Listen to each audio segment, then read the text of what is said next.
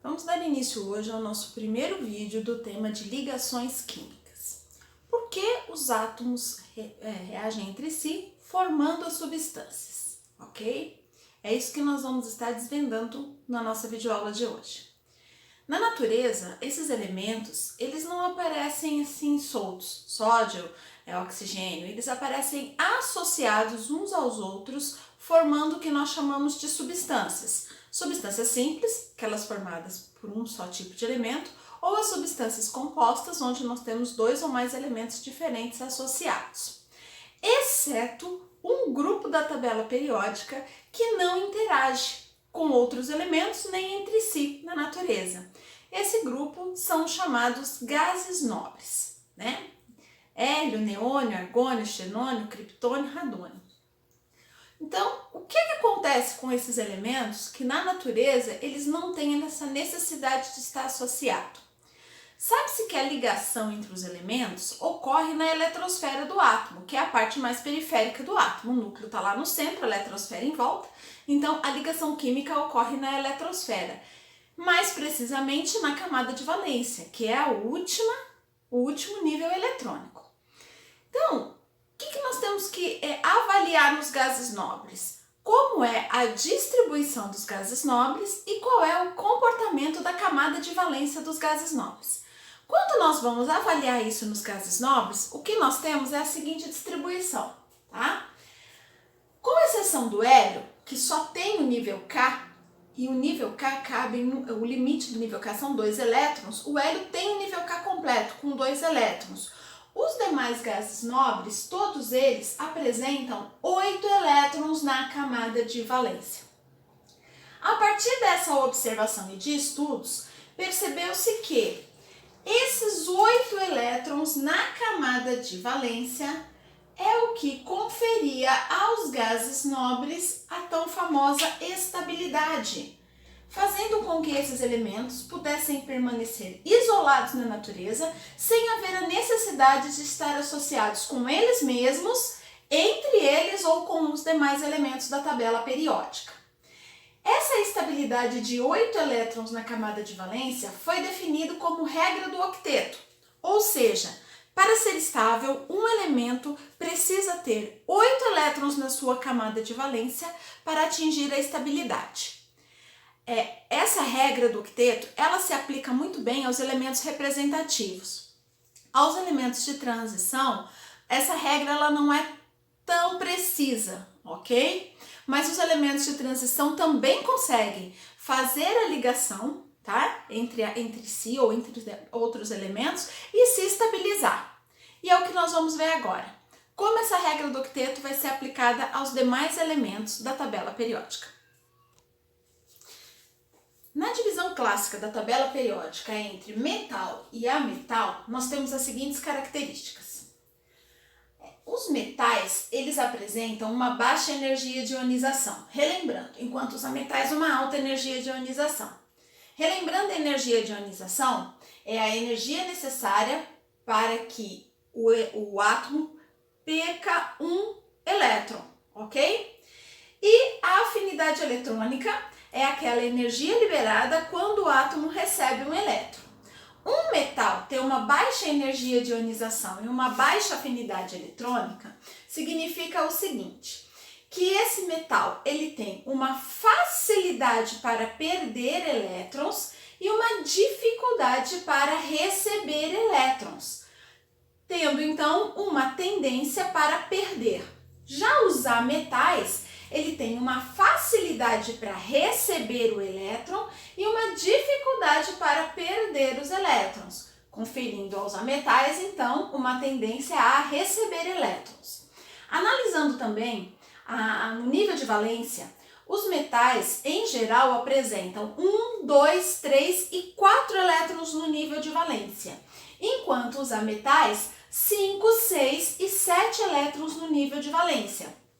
Isso faz com que seja mais fácil para um metal perder esses elétrons no nível de valência do que um ametal, pois o ametal tem um número maior de elétrons. Logo, os metais que têm um elétron no nível de valência têm tendência a perder esse um elétron, conferindo uma carga 1 positivo. Os que têm 2 elétrons no nível de valência, perder 2 elétrons, conferindo uma carga 2 positivo, e assim por diante.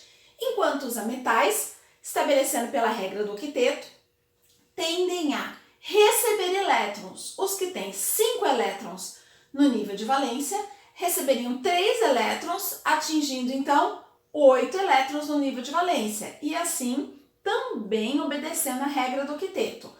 Os metais uma tendência de formar cátions e os ametais uma tendência de formar ânions. Vamos ver alguns exemplos.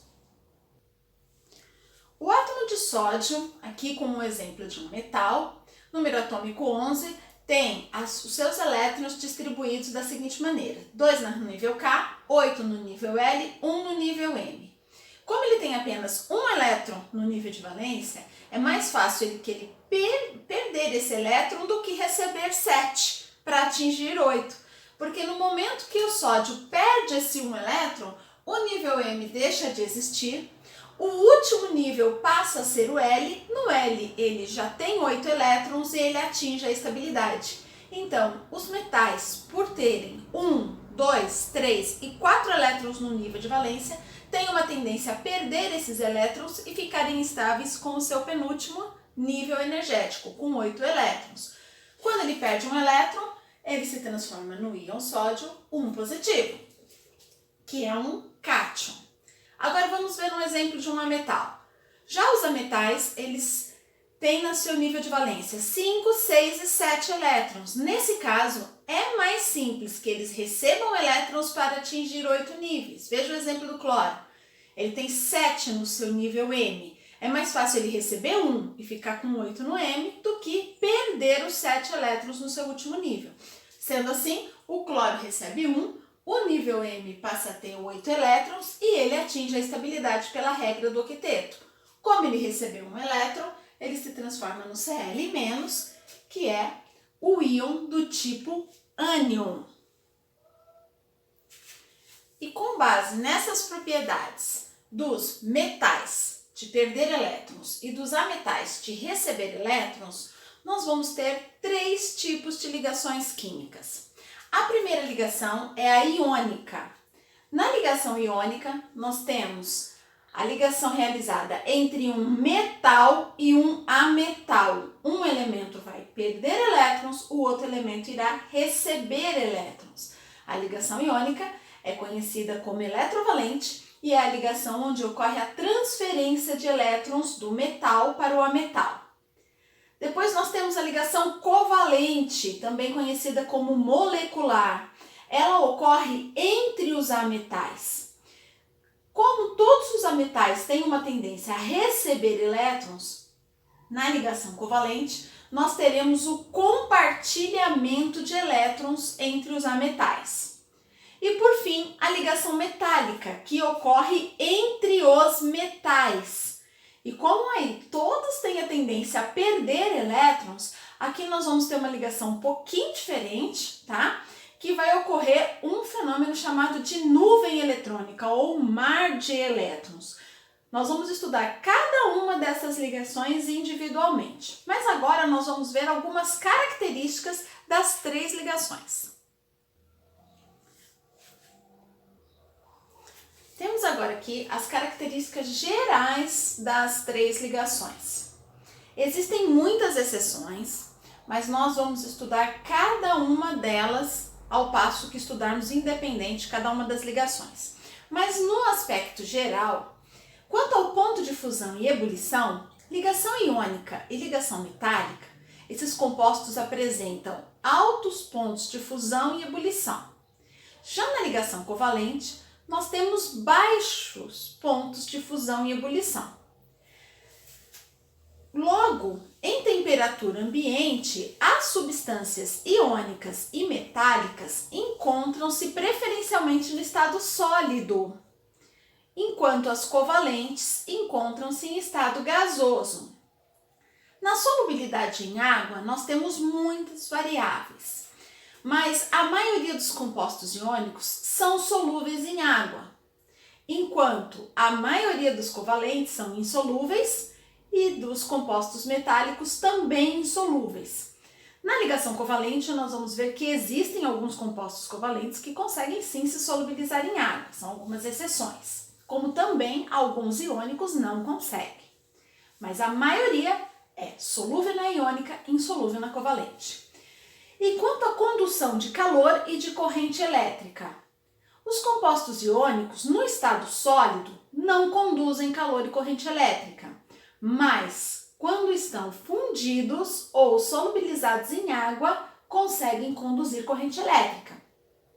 Os compostos covalentes, salvo raras exceções, não conduzem corrente elétrica, eles são, na verdade, isolantes, a grande maioria. E na ligação metálica, são ótimos condutores de corrente elétrica. Então, esse é um quadro geral das características, dos compostos formados pelas 3 ligações. Mas, como eu repito aqui, temos algumas exceções dentro desse quadro geral que nós vamos ver uma a uma agora no estudo de cada uma das ligações.